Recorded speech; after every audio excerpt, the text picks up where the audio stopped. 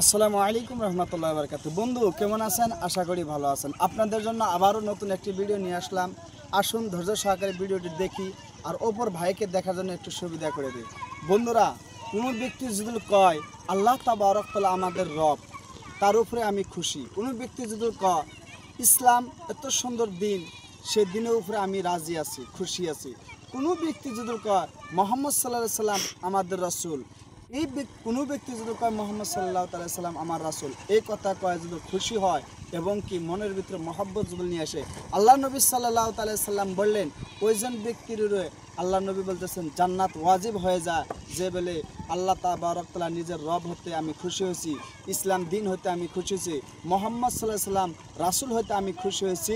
এই খুশির কারণে আল্লাহ তাবারক তাআলা ওইজন ব্যক্তিকে জান্নাত, ওইজন ব্যক্তির নামে আমালের ভিতরে এত সুন্দর নিয়ামত দেয়, আর ওইজন ব্যক্তিকে আমার আল্লাহ পাক জান্নাতের খুশখবরি দেয়। বন্ধুরা, ভিডিওটি ভালো লাগলে একটু পাশে থাকবেন আর অপর ভাইকে দেখার জন্য একটু সুবিধা করে দেবেন।